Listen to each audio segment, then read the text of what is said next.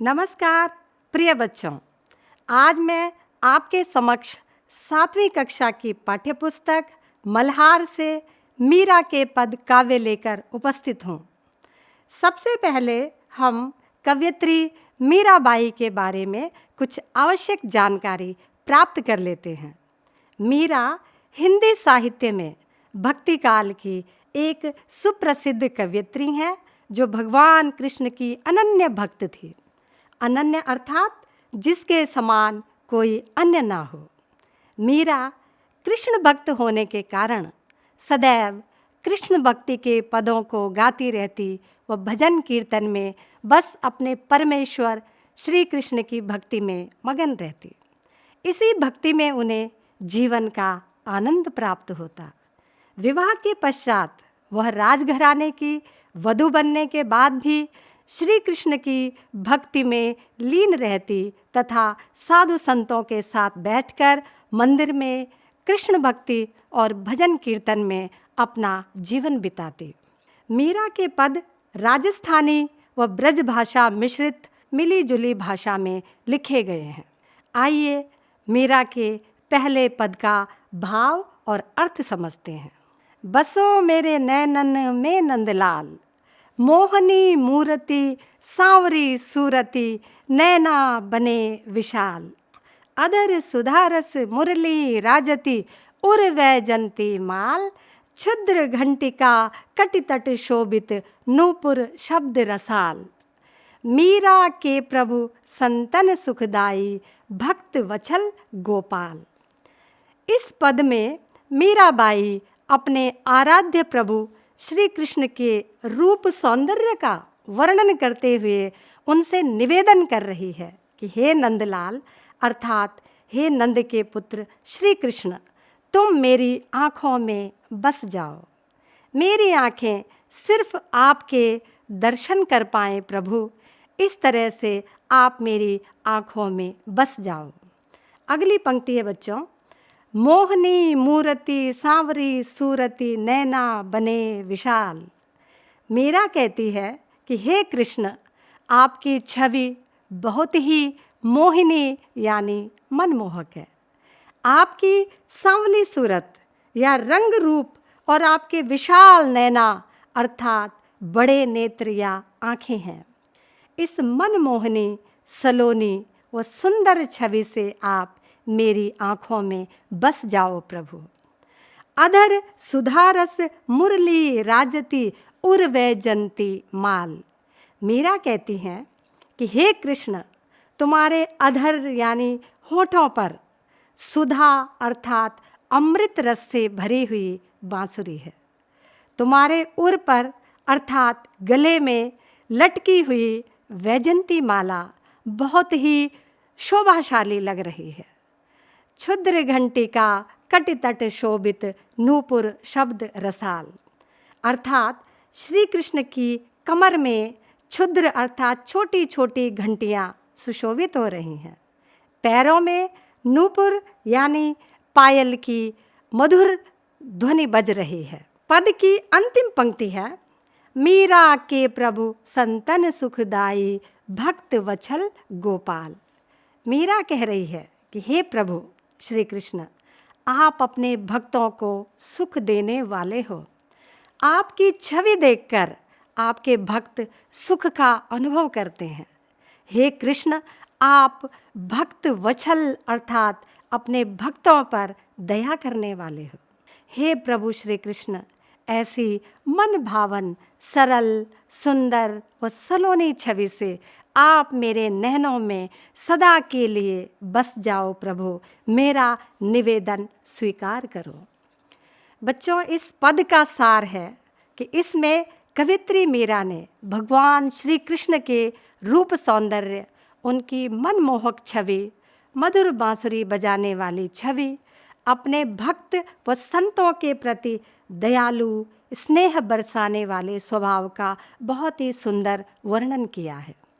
और इस पद से हमें शिक्षा मिलती है कि सच्ची आस्था व सच्ची भक्ति में ही जीवन का सच्चा आनंद प्राप्त होता है।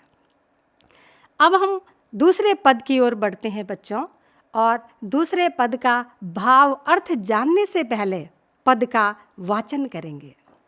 बरसे बदरिया सावन की मन भावन की।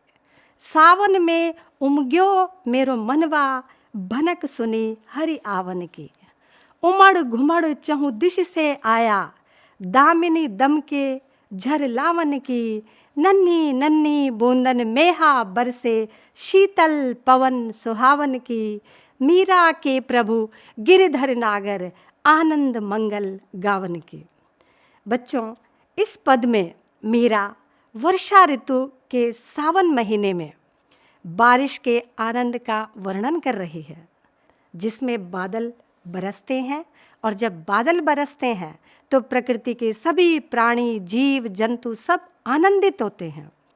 तो मीरा का मन भी सावन में आनंदित हो रहा है। मीरा कहती है कि बरसे बदरिया सावन की, अर्थात सावन के बादल बरस रहे हैं। सावन बहुत ही मन भावन लग रहा है, अर्थात मन को मोहित करने वाला लग रहा है। जब से मैंने हरि अर्थात भगवान श्री कृष्ण के आने की खबर सुनी है, तो मीरा कहती है मेरा मन अत्यधिक उमंग, उत्साह और आनंद से भर गया है। मैं बहुत प्रसन्न हूँ कि मन भावन सावन में मेरे आराध्य प्रभु हरि श्री कृष्ण आएंगे। उमड़ घुमड़ चहु दिश से आया, दामिनी दम के झर लावन की। आकाश में बादल चारों दिशाओं से उमड़ घुमड़ कर आ रहे हैं। हर ओर बादल घिरे हुए दिखाई दे रहे हैं। दामिनी यानी बिजली चमक रही है, जो अपने साथ बारिश की झड़ी लेकर आती है। नन्ही नन्ही बूंदन मेहा बरसे, शीतल पवन सुहावन की। मेहा अर्थात बादल, बादलों से नन्ही नन्ही छोटी छोटी बूंदें बरस रही हैं। वर्षा ऋतु में शीतल ठंडी हवा चल रही है, जो मन को बहुत ही सुहावनी लग रही है। मीरा के प्रभु गिरधर नागर, आनंद मंगल गावन की। मीरा अपने प्रभु श्री कृष्ण को संबोधित करते हुए कहती है, हे मेरे प्रभु गिरधर नागर। कृष्ण का एक नाम गिरिधर है, अर्थात गिरि को, पर्वत को धारण करने वाले, और नागर यानी चतुर। हे कृष्ण, आप ही मेरे आराध्य देव हो। सावन की इस मन भावन ऋतु में यह आनंद मंगल गाने का समय है। हे कृष्ण, जब से आपके आने की भनक मुझे लगी है, मेरा मन अत्यंत उमंगित है, और इस उमंग भरे मौसम में यह आनंद मंगल गीत गाने की बेला है या समय है। इस पद का सार है बच्चों कि कवयित्री मीरा ने वर्षा ऋतु की खूबसूरती व श्री कृष्ण के आने की खबर मिलने से मन में उठी उमंग व खुशी का वर्णन किया है। और शिक्षा इस पद से हमें यह मिलती है कि भक्ति का आनंद वर्षा ऋतु के आनंद को और भी सुखदायक बना देता है। आइए बच्चों, अब हम मीरा के पदों पर आधारित एक रोचक गतिविधि करते हैं और इस गतिविधि से कुछ नया सीखते हैं। गतिविधि है आओ मिलकर करें मिलान। कविता से कुछ संदर्भ यानी पंक्तियाँ नीचे दी जा रही हैं और अपने समूह में इन पर आप बातचीत कीजिए और इन्हें इनके सही भाव व अर्थ से मिलान कीजिए। इसके लिए आप स्वयं प्रयास करें या अपने शिक्षकों, अपने माता पिता, इंटरनेट से या किसी भी शब्दकोश की आप मदद ले सकते हैं। अब इस संदर्भ और भाव का सही उत्तर जान लेते हैं, सही मिलान कर लेते हैं।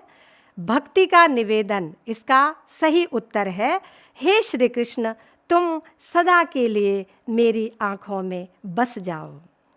और भक्ति का आनंद संदर्भ का भाव है, हे प्रभु श्री कृष्ण, तुम संतों को सुख देने वाले हो। आराध्य प्रभु का सौंदर्य, श्री कृष्ण की मनमोहक सांवली सूरत है। संदर्भ सावन का आनंद और इसका सही उत्तर है सावन के बादल बरस रहे हैं। बादलों का नाद सौंदर्य, बादल चारों दिशाओं से उमड़ घुमड़ कर आ रहे हैं। अब एक और गतिविधि कर लेते हैं मेरी समझ से। नीचे कुछ प्रश्न दिए गए हैं बच्चों, और इन प्रश्नों के उत्तर 4 विकल्प के साथ दिए गए हैं। सही विकल्प कौन सा है, आपको वह विकल्प चुनकर लिखना है। पहला प्रश्न है, बसो मेरे नैनन में नंदलाल, इसका मुख्य विषय क्या है? क विकल्प है प्रकृति की सुंदरता, ख विकल्प है प्रभु भक्ति, ग आराधना और घ है ज्ञान प्राप्त करना। तो बताइए बच्चों, इसका सही उत्तर क्या होगा? इसका सही उत्तर है ख प्रभु भक्ति। और अब हम दूसरे प्रश्न की ओर आते हैं। सुधा रस का क्या अर्थ है? क भक्ति रस, ख आनंद रस, ग अमृत रस और घ काव्य रस। इसका सही उत्तर है ग अमृत रस। तीसरा प्रश्न है, नूपुर शब्द रसाल का क्या तात्पर्य है? क घंटियों की मधुर आवाज, ख मुरली की मधुर तान, ग वैजंती माला और घ पायल की मधुर धुन। विकल्प घ इसका सही उत्तर है पायल की मधुर धुन। चौथा प्रश्न है बच्चों, उमग्यो मेरो मनवा, इसका क्या अभिप्राय है? क मेरा मन उमंग व उत्साह से भर गया है, ख मेरा मन कुछ सोच रहा है, ग मेरा मन उदास है, घ मेरा मन बेचैन है। तो बताइए बच्चों, इसका सही उत्तर क्या होगा? इसका सही उत्तर है क मेरा मन उमंग व उत्साह से भर गया है। बच्चों, पांचवा प्रश्न है, दामिनी दम के झर लावन की, इस पंक्ति का आशय क्या है? क विकल्प है बिजली चमक रही है, ख विकल्प है बिजली नहीं चमक रही है, ग विकल्प है बिजली चमक रही है और बादल बरस रहे हैं, घ बिजली चमकेगी तो बादल बरसेंगे। तो बताइए बच्चों, इसका सही उत्तर क्या होना चाहिए? सही विकल्प है ग बिजली चमक रही है, बादल बरस रहे हैं। तो बच्चों, आशा करती हूँ कि आपको मीरा के पद बहुत अच्छी तरह से समझ आए होंगे, अभ्यास प्रश्न समझ आए होंगे। तो मैं आपसे विदा लेती हूँ और फिर बहुत जल्दी मिलते हैं एक नए पाठ के साथ। तब तक के लिए नमस्कार।